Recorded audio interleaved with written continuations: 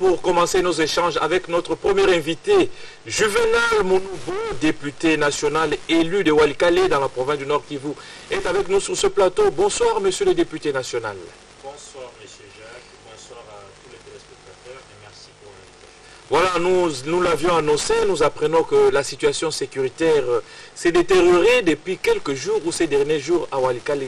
Qu'en est-il exactement? Eh bien, la situation, elle est déplorable. Elle est inquiétante. Pourquoi? Parce qu'il y a des déplacés maintenant, il y en a beaucoup. Des déplacés qui ont quitté les localités du groupement Ikobo en territoire de Walikale. Certains se sont dirigés vers Lubero, d'autres se sont dirigés vers le sud, les groupements de Kisimba, toujours à Walikale, et même d'autres vers Massissi. Elle est inquiétante, pourquoi? Parce que depuis un certain temps, il y a des affrontements entre les FDLR et les Maïmaï. Il y a les groupes Maïmaï de Guidon, ils s'affrontent avec les FDLR. Et ce qui inquiète, c'est que celui qui doit sécuriser la population, ce n'est ni les FDLR ni les Maïmaï. C'est l'État congolais, c'est les forces armées de la République démocratique du Congo. Eh bien, on n'a pas noté des offensives en direction des groupes armés ces derniers temps. Ce qu'on veut, c'est quoi? On veut que l'armée congolaise vienne à la reconquête de ces territoires. Il y a des villages, il y a des localités qui, depuis un certain temps, depuis plusieurs mois, sont sous le joug des groupes armés. Et les groupes armés se disputent les contrôles des territoires. Et les populations sont contraintes d'être déplacées, et c'est le cas aujourd'hui. Il y a plusieurs déplacés, ils sont démunis, ils n'ont pas d'assistance humanitaire. Et ils sont pris en charge par qui, ces déplacés? On ne parlerait pas encore d'une prise en charge pour le moment. Pourquoi? Parce qu'il n'y a pas un organisme qui vient à leur secours. Il y a eu encore des affrontements, c'était hier encore, il y a eu les villages de Roussamambo et de Bouléoussa qui ont été attaqués, des villages, disons des maisons des habitants qui ont été incendiées. Et à l'heure où je vous parle, il y a une concentration par exemple de déplacés à Katobo, il y a une concentration à Miriki. Et donc en tant que député, j'appelle le gouvernement à faire un état délié de la situation, à apporter un secours d'urgence à cette population. Et je lance aussi un appel évidemment à la communauté internationale, au système des Nations Unies, à la communauté humanitaire, de voler au secours de ces populations. Je lance surtout un appel pour qu'on éradique les groupes armés, parce que ce n'est pas normal que l'autorité de l'État ne se rétablisse pas sur cette partie du territoire. Il faut que l'autorité de l'État se rétablisse. Pourquoi? Parce qu'on doit être protégé par l'armée congolaise, par la police congolaise. Et vous posez la question en termes d'accessibilité. Des humanitaires dans ces humanitaires. Eh bien, je préfère qu'ils arrivent. Il y a toujours moyen d'y accéder encore. Pourquoi? Parce que la MONUSCO, comme vous le savez, pas très loin de là, la MONUSCO a une base locale. Donc il y aurait moyen, tout en collaborant évidemment. Et c'est aussi une étape importante où le gouvernement doit collaborer avec la MONUSCO pour voir dans quelle mesure on peut se répartir les tâches et assister cette population qui est en détresse. Alors, vous êtes député national, élu de Walikale. Est-ce que vous avez rencontré les différentes autorités pour leur faire... pour leur tenir informés de cette situation? Je me suis aussitôt informé, je suis en train de préparer évidemment une initiative de contrôle parlementaire dans ce sens-là. Et pourquoi? Parce que j'ai des canons qui me sont reconnus par la Constitution et par les règlements intérieurs de l'Assemblée nationale. Tout à fait. Donc je ferai de mon mieux avant d'aller en vacances, et ça dépendra aussi de la bonne volonté qui doit caractériser mes collègues députés, surtout ceux du bureau de l'Assemblée nationale, pour que, et même de la commission de défense, pour que l'initiative soit appuyée des contrôles parlementaires, pour que le ministre, par exemple, le vice-premier ministre et le ministre de la Défense nous disent qu'est-ce qui se passe et qu'attend faire le gouvernement pour restaurer l'autorité de l'État dans cette partie. Vous savez, des conséquences... Est-ce que vous êtes sans ignorer que les FRDC sont toujours à pied d'œuvre pour essayer de récupérer cette partie? Mais je n'ai pas noté... bien informé, monsieur le député. Les FRDC, évidemment, les FRDC sont sur terrain, mais on aurait voulu à ce qu'il y ait une grande offensive contre ce groupe, en direction de ce groupe. On aurait voulu à ce que l'autorité de l'État se rétablisse. Vous savez également que ce n'est pas une guerre je peux dire classique, avec des gens qui font des incursions dans un village, ils ravagent, ils tuent et ils se retrouvent dans la forêt. La population locale n'a pas besoin des explications qui relèveraient de la tactique ou de la stratégie militaire. La population a besoin des résultats. Et les résultats pour la population, c'est vivre dans la sécurité. C'est de voir l'État la protéger. C'est de voir l'armée réoccuper ses territoires.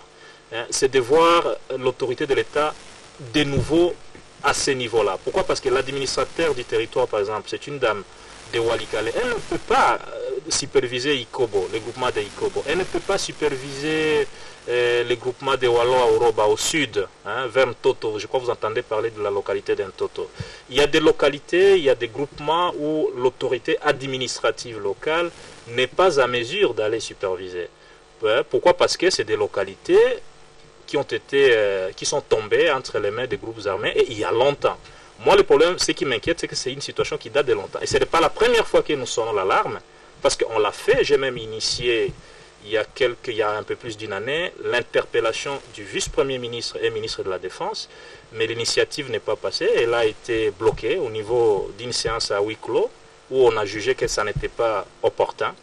Eh bien, je voudrais de nouveau insister et dire qu'il y a quelque chose, là, la sécurité se détériore.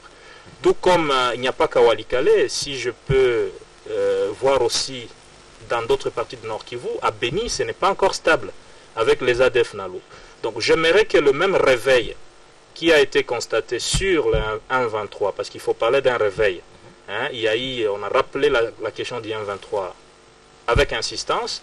La population n'a pas prêté main forte au 1-23 et le gouvernement, à travers des combats... Donc vous estimez que la même détermination peut Je voudrais que le même réveil, je préfère parler de réveil, il faut que le gouvernement se réveille comme il s'est réveillé, comme il s'est réveillé, je parle de réveil parce qu'on a insisté et il y a eu la bravoure des officiers des FARDC. Et ce n'est pas moi qui vous l'ai dit pour la première fois. Et je voudrais donc que la même détermination qui a été constatée après insistance, que cette détermination soit visible et qu'on éradique les FDLR, qu'on éradique les ADF, qu'on mette fin au groupe Maïmaï et qu'on voie dans quelle mesure je ne soutiens pas l'intégration de ces éléments dans les FARDC parce que ça va fragiliser davantage la réforme de l'armée, mais je soutiens la mise en œuvre des programmes de réintégration communautaire pour ceux-là qui auront accepté de déposer les armes. Alors justement, les Maïmaï refusent ou sont réfractaires au processus DDR, les FDLR refusent de désarmer. Qu'est-ce qui peut expliquer cette situation selon vous? Eh bien, il faut savoir que c'est des groupes qui essaient de se maintenir sur terrain.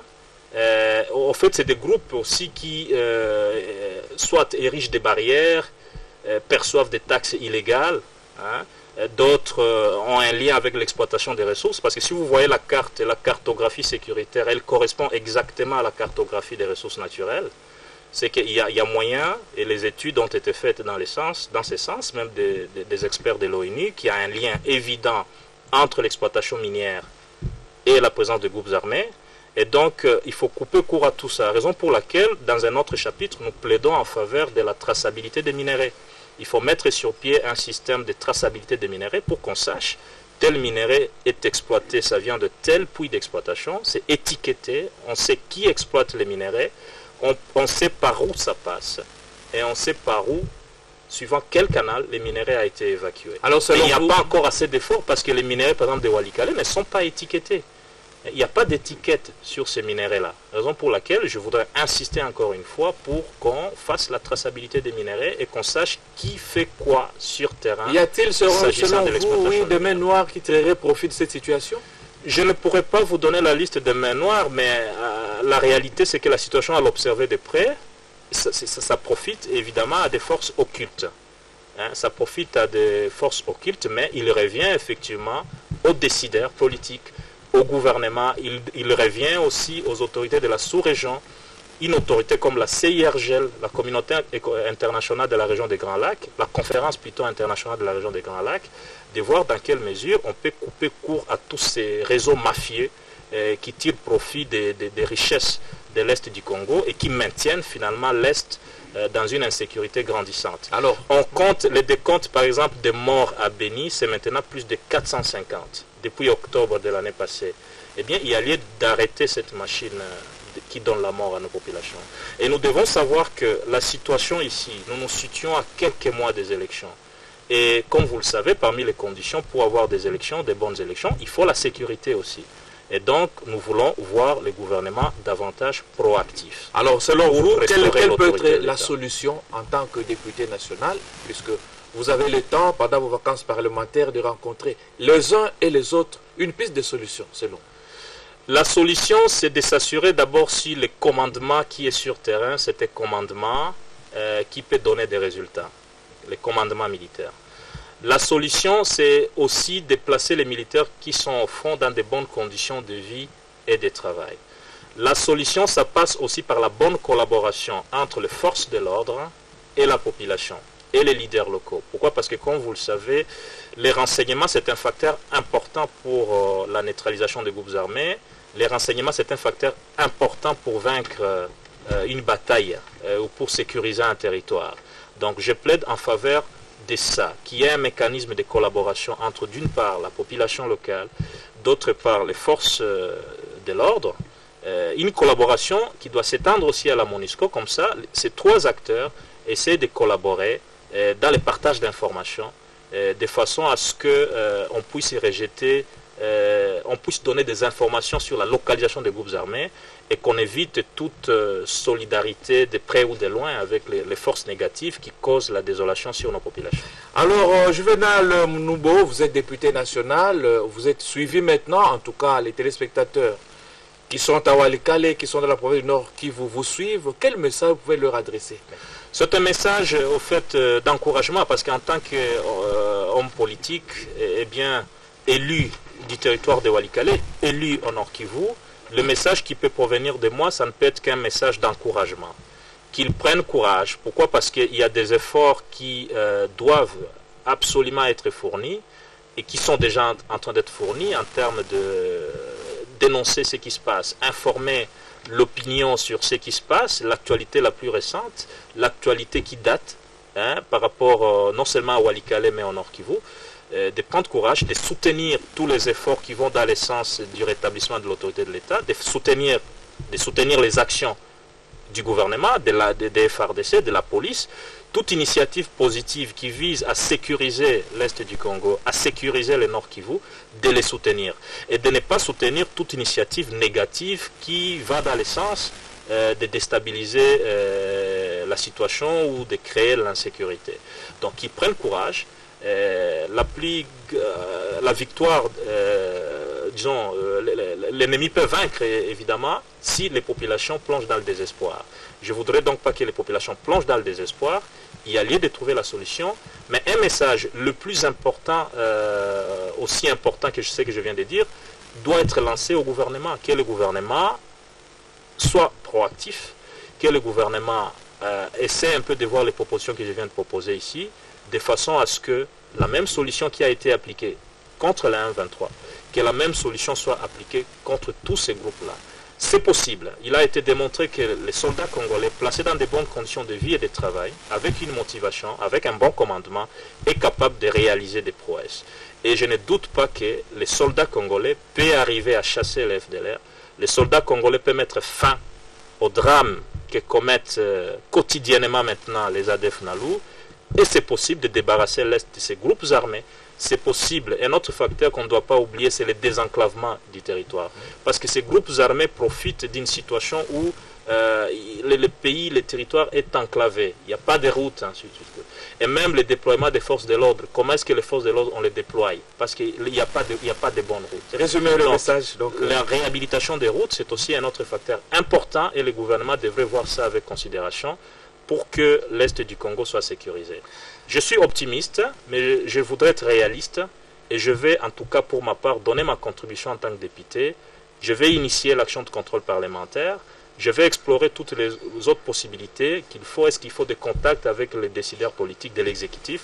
Je ferai tout ce qui est possible de façon à ce que je donne ma contribution et que chacun donne sa contribution à la pacification de l'Est, au retour de la paix à l'Est. Merci beaucoup, Juvenal Mounoubo. Je rappelle que vous êtes député national élu de Walikale. Vous intervenez sur la situation sécuritaire qui prévaut dans le Nord Kivu, précisément à Walikale, votre fief électoral. Merci d'avoir participé à cette tranche 2 heures de news. Merci beaucoup, c'était un plaisir et salutations à tous les téléspectateurs. Mesdames, Messieurs, ça se poursuit sur ce plateau. Nous allons marquer une pause avant de retrouver notre deuxième invité, le président de l'Association nationale des infirmiers du Congo qui est déjà dans ce studio. On marque une pause et on se retrouve.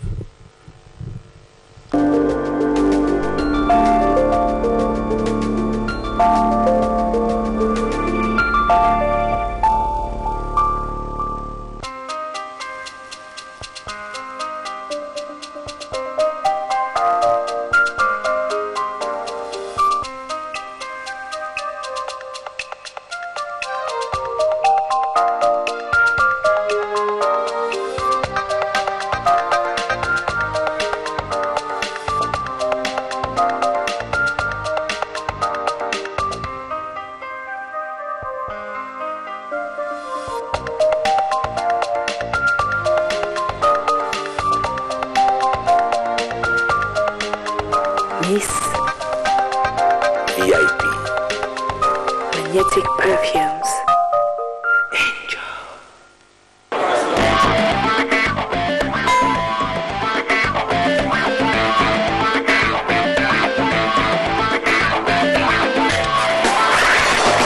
Mentos Chewing-Gum Ice, fraîcheur glaciale. Nouveau Mentos Chewing-Gum Ice.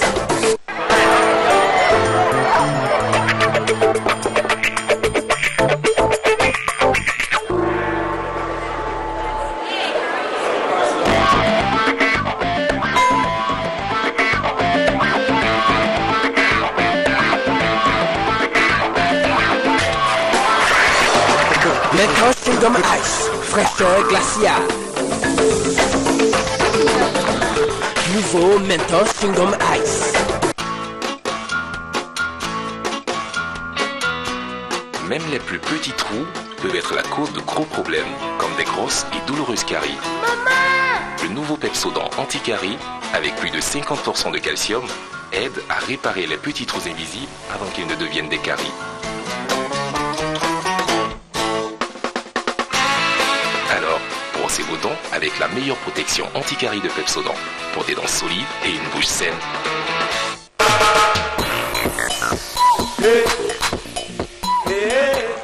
Bonjour, je suis l'ambassadeur Agalawal. Je viens de la Côte d'Ivoire. Dans la vie, il y a toujours deux cas. Ou bien c'est matin, ou bien c'est le soir. Ou bien c'est oui, ou bien c'est non. Même dans l'affaire des petits déjeuners là, il y a deux cas. Ou bien tu utilises les vieux laits dépassés des avant. Ou bien tu utilises l'Oya. Si tu as utilisé les vieux laits dépassés des avant, tu es foutu parce que tu vas vieillir avant ton âge. Mais si tu as utilisé l'Oya, là, il n'y a pas de cas, hein? C'est un seul cas. Avec le bon goût du lait Loya, la vieillesse, KO! Loya, pour la bonne santé de toute la famille.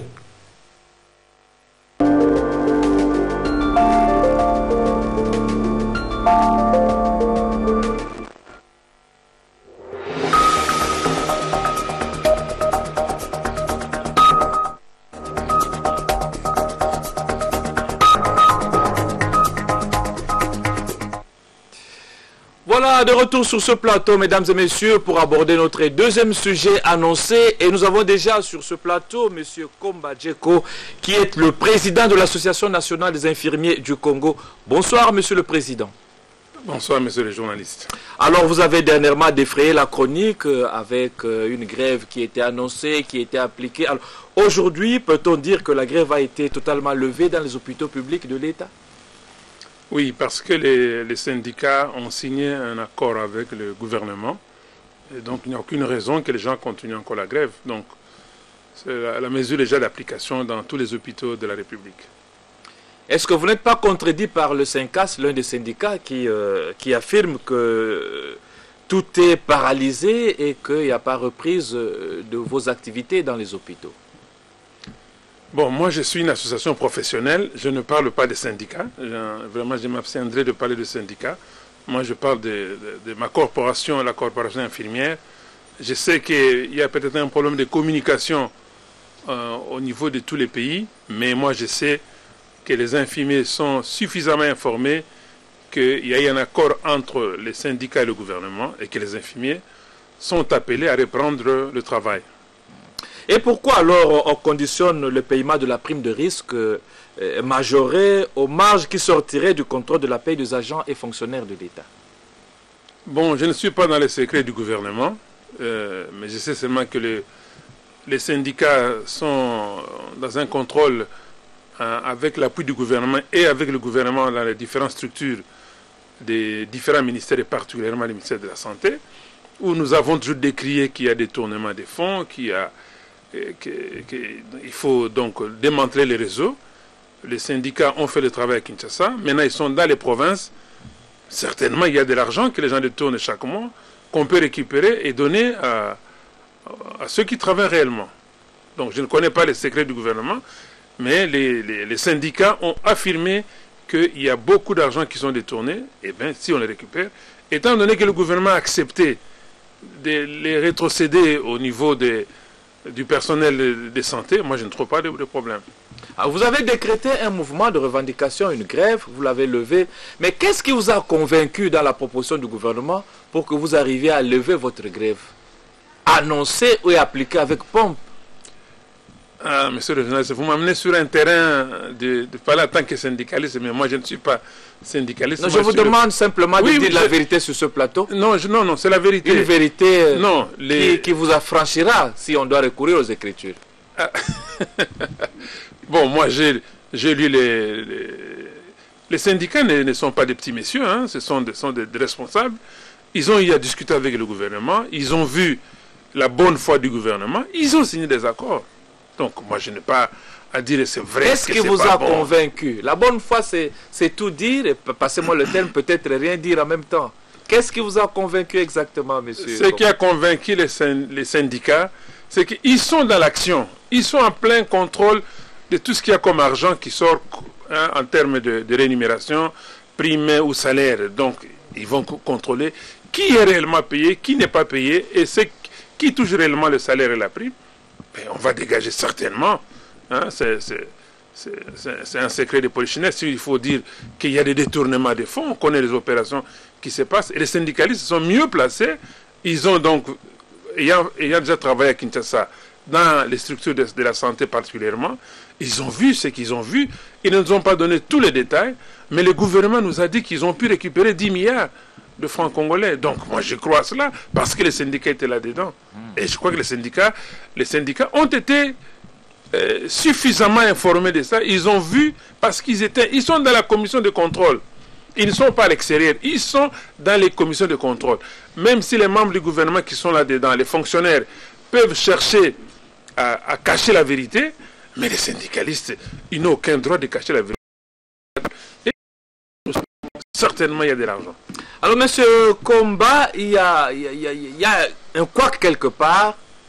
Vous avez réclamé quelque chose de la part du gouvernement. Vous n'avez pas eu la totalité de ce dont vous avez réclamé. Et vous avez levé la mesure de grève. Pourquoi n'avoir pas suspendu la grève et contraint le gouvernement peut-être à arriver à trouver une solution à vos problèmes? Vous l'avez carrément levé. Bon, ça veut dire que vous êtes satisfait à 100%. Les termes là, lever, suspendre la grève. Ce sont des termes qui sont propres à vous quand vous lancez un mouvement. Oui, c'est vous qui nous aidez à utiliser tous ces termes. Voilà. Mais rien n'empêche le syndicat de relancer une grève. Rien n'empêche. Si les conclusions ou les accords qu'ils ont signés avec le gouvernement ne sont pas respectés, ils viendront vers la base pour dire à la base: nous avons été de bonne foi, nous avons cru à la bonne foi du gouvernement, le gouvernement nous a déçus, ne nous a pas donné, mais moi je ne préfère pas faire un procès d'intention. Hein. C'est pour une première fois que le gouvernement accepte que dans un contrôle de la paie du personnel, les syndicats soient là-dedans. Il n'y a rien à cacher. Ils sont allés dans les banques, ils ont regardé les listings de paie. Moi, je ne vois pas comment on va tromper les gens à ce niveau-là. Je ne crois pas. Alors, à quand la prime promise? Puisque là, vous avez levé la grève, vous êtes mis d'accord. Il y a eu de l'échéance qui était indiquée d'avance? Quand est-ce que vous allez toucher à votre prime? L'échéance, c'est la fin du contrôle. Les jours ont terminé le contrôle et on a le temps de rassembler toute cette somme d'argent. On ne vous a pas dit combien de temps ça peut prendre le contrôle des effectifs en République démocratique du Congo avec tout ce que nous avons comme problème de mobilité? Ça ne peut pas prendre tant de temps selon vous? Même une année? Non, je ne crois pas une année. Le travail est réellement intensif, mais les gens sont décidés. Hein. Tous les membres de ces différents syndicats qui sont sur le terrain, ils sont réellement décidés de découvrir tout ce qui est caché et de mettre... Parce qu'il en va de leur honneur, de leur prestige. Je ne vois très mal qu'un syndicaliste ait promis que nous allons découvrir tout ce qu'on détourne comme fonds dans le salaire des gens. Et il vient dire autre chose. En tout cas, je n'en vois pas encore. Mais jusque-là, à suivre de très près le mouvement, il y a eu deux camps, de pro et des anti-grèves. Est-ce que cela ne vous a pas fragilisé ou cela ne vous fragilise pas dans votre action à mener? En tout cas, je n'ai pas connu des anti-grèves. Tout le monde a été d'accord que nous méritions une majoration de notre prime de risque, que les gens qui sont là depuis des années sans être payés, qu'ils soient payés. Enfin, les anti-grèves, je ne sais pas. Je parle ici particulièrement du monde infirmier. Moi, je trouve que tout le monde a été d'accord qu'il fallait qu'on en arrive là, mais qu'on prenne patience. Enfin, on ne peut pas tromper, Mais vous particulièrement, Monsieur le Président, on vous accuse d'être à la solde du gouvernement. Pourquoi? Parce que vous vous souciez trop de malades et vous demandez à ce que l'on puisse lever pour soigner les malades ou comment? Ou quelque part, il y a la main noire qui s'occupe de vous? Bon, je ne sais pas ce qu'on appelle main noire. Bon, je suis à la solde du gouvernement, je ne sais pas. Moi, je suis une association professionnelle, je suis responsable de cette association. Je n'ai pas participé d'une manière ou d'une autre à un mouvement de grève. Moi, je dis, et le gouvernement l'a reconnu, que les revendications étaient fondées. Bon, que je travaille à la solde du gouvernement, je ne sais pas. Moi, aujourd'hui, la joie que j'ai, ce n'est pas par rapport à la grève, monsieur le journaliste. Parce que là, vous m'avez vraiment détourné. Bon, c'est votre émission. Je ne vous ai pas détourné, monsieur le Président. Je n'ai fait que poser des questions et que de nombreux téléspectateurs se posent en ce moment également. Moi, aujourd'hui, la plus grande nouvelle que je peux annoncer à la communauté infirmière de ce pays et dans le monde entier, là, ceux qui nous écoutent, c'est que depuis 1952, une loi avait été votée qui régit la profession infirmière. Depuis 1952. Avant-hier, vous avez suivi le compte rendu de la réunion du gouvernement. Le gouvernement a approuvé le projet de création de l'ordre des infirmiers de la RDC. C'est la plus grande nouvelle pour moi. Ça dépasse même la nouvelle de l'argent, de la grève, d'être à la solde du gouvernement. Nous avons suffisamment travaillé autour de ce dossier et nous sommes heureux aujourd'hui que le gouvernement l'ait approuvé et qui va transmettre au niveau du Parlement. Pour nous, c'est la plus grande nouvelle. C'est la plus grande nouvelle, monsieur le journaliste. Donc c'est vraiment une victoire pour vous. Oh, ça c'est le sommet de la joie. Mais elle sera encore plus grande lorsque le Parlement et les députés Juvenal qui venait d'être ici, je crois qu'il va être de notre côté pour que à la première lecture, le document puisse passer et le président de la République puisse promulguer. Alors, qui vont exactement faire partie de cet ordre? Les infirmiers de la République démocratique du Congo. Infirmières et infirmiers de la République démocratique du Congo. Je peux même aller à vous poser la question, c'est qui un infirmier selon la loi ou selon vous? Bon, il n'y a pas une loi. Hein. La loi de 1952 définit ce que ça définit. Moi, je ne vais pas en faire une publicité aujourd'hui, mais je vous dis que la nouvelle loi définit réellement qu'est-ce qu'un infirmier en République démocratique du Congo. Et la loi, vous allez la lire, vous comprendrez pourquoi nous vous pouvez nous aider, vous qui avez lu la loi, vous êtes infirmier vous-même, président de l'association, vous pouvez nous aider à comprendre exactement qui est infirmier, quelles sont ses limites, qui ne peut pas être appelé infirmier aujourd'hui, puisque on voit tout le monde avec des blouses blanches dans les petits centres du coin, c'est des infirmiers. Quel est le critérium pour avoir un infirmier, monsieur le Président? Merci bien. Un infirmier, c'est tout d'abord une personne humaine avec toutes les capacités. Ce n'est pas un sous-homme. Deuxième chose que j'aimerais dire, en profitant de votre plateau, porter la blouse blanche ne signifie pas être infirmier. Non. infirmier, c'est que vous avez réellement suivi les études, sanctionné par un diplôme reconnu dans ce pays ou dans un autre pays du monde. Il faut des études selon les durées. Il y en a de 4 ans, il y en a de 3 ans au niveau supérieur, et ainsi de suite. Mais il faut un diplôme reconnu par l'État congolais pour exercer la profession d'infirmière dans ce pays. Monsieur le Président, dans nos hôpitaux, il y a ceux qu'on appelle des assistants médicaux. Sont-ils des médecins ou des infirmiers? Aidez-nous un peu à éclairer. Non, si quelqu'un se prénomme assistant, enfin, j'allais dire c'est un aventureux, mais je retire le mot, mais il n'est ni infirmier ni médecin, non, ça n'existe pas.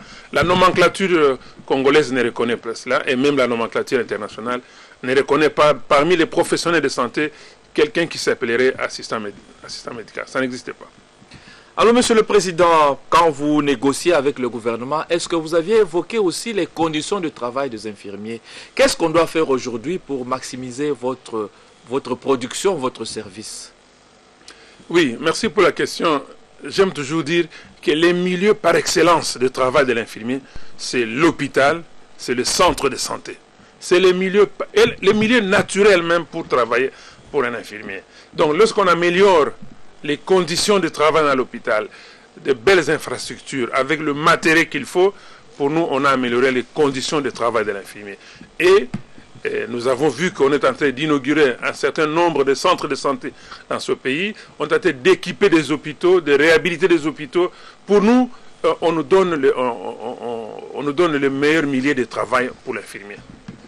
Voilà. Alors, vous, dans les hôpitaux, vous ne travaillez pas seul, vous travaillez avec les médecins.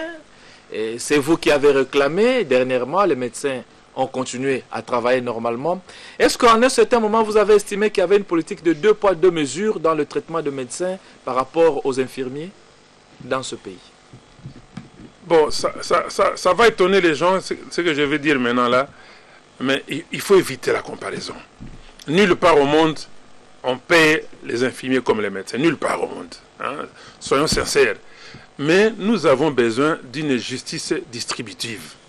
Nous avons tous droit à la vie. Chacun, selon sa catégorie professionnelle, doit être payé pour mener une vie saine afin de rendre service à la nation. Donc, nous ne parlons pas de comparaison. On a donné ceci à tel, et pourquoi pas non, non. Nous disons, les conditions de vie sont telles que ce qu'on nous donne ne nous permet pas d'être dans les meilleures conditions psychologiques, physiques, de rendre service à la communauté. Monsieur le journaliste, l'infirmier, c'est la personne qui reste 24 heures sur 24 heures à côté du malade. Et même, comme l'honorable venait de dire, à Walikale, tout le monde peut abandonner, mais l'infirmier ne fuit pas. Il est là à côté des malades, les blessés des deux côtés.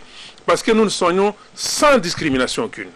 Donc, vu l'importance de ce travail-là, nous pensons que l'État doit s'occuper de nous d'une manière satisfaisante. Mais n'oubliez pas aussi que l'hôpital, c'est le milieu par excellence où le travail par équipe doit se faire. Le chef, c'est le malade, et nous sommes autour du malade. Toutes les catégories professionnelles, nous sommes autour du malade qui est notre patron. S'il n'y a pas de malade, il n'y a pas d'hôpitaux, il n'y a pas de professionnels. Donc, nous demandons au gouvernement de favoriser l'esprit d'équipe, parce que lorsque vous donnez d'une manière discordante des avantages, vous créez déjà une disharmonie dans l'équipe de soins, eh bien, les conséquences, c'est sur le malade malheureusement et sur la population. Vous ne faites pas de comparaison selon vous, mais chaque fois quand on essaie d'augmenter la prime de médecin, c'est à ce moment-là que vous cessez la balle au vent pour réclamer vous aussi. Bon, ça peut être une simple coïncidence. Hein. On ne demande pas la prime en fonction d'eux. On ne demande pas cela en fonction... Généralement, c'est puisqu'on a augmenté chez les médecins que vous aussi vous dites, bien sûr, même pas à la même proportion, mais qu'on puisse faire signe aussi à votre niveau, généralement. Nous sommes dans une équipe de travail. Nous sommes dans une équipe de travail. Hein. Il est anormal d'augmenter pour une catégorie et de ne rien faire pour d'autres catégories. C'est anormal. Parce que, monsieur le journaliste... Lorsque vous frustrez les gens qui doivent s'occuper non pas du bois, non pas des tissus, mais des corps humains, lorsque vous négligez cette catégorie-là, Les conséquences, c'est sur la population. C'est le gouvernement qui a la charge de prendre la population dans le domaine des soins. Par un personnel qualifié, compétent et motivé. Donc, créer réellement un climat de travail d'équipe et les malades seront bien soignés. Voilà, Monsieur le Président, on va finir, mais un message aux infirmiers qui vous suivent à travers le pays, puisque vous êtes, je l'ai bien dit, le président national des infirmiers du Congo. Merci bien de l'opportunité que vous nous accordez. Nous disons à toute la communauté infirmière, à toute la tribu infirmière, comme nous aimons le dire dans notre langage, que la bonne nouvelle, c'est que le gouvernement a approuvé le projet de création de l'Ordre national des infirmières et infirmiers du Congo. Vous avez suivi le compte rendu du gouvernement. Eh bien, là, il n'y a pas de négociations, il n'y a pas de protocole. Le gouvernement l'a approuvé. Ça va partir au niveau du Parlement, à nous de faire le lobbying au niveau du Parlement. Et nous pensons que le Parlement étant constitué des élus du peuple, nous aussi nous faisons partie des élus du peuple. Nous ne demandons pas au Parlement de l'argent, nous demandons seulement qu'il puisse approuver ces documents afin que la République démocratique du Congo, comme les autres pays du monde, puissent bénéficier d'un cadre réglementaire ou législatif sur la profession infirmière en République démocratique du Congo. Merci beaucoup, Monsieur Komba Djeko. Je rappelle que vous êtes le président national de l'association, donc de l'Association nationale des infirmiers du Congo, de la République démocratique du Congo. Avec vous, nous avons échangé autour de la grève des infirmiers, une grève désormais levée, une grève qui appartient en ce moment à l'histoire. Merci d'avoir participé à cette tranche 2 heures de news. Mesdames et messieurs, 2 heures de news est arrivée à la fin. Donc la première partie, vous allez retrouver tout à l'heure à 19 h Madame Suzy Kibira Omari pour la grande édition du journal télévisé. Quant à moi, je vous retrouve la semaine prochaine.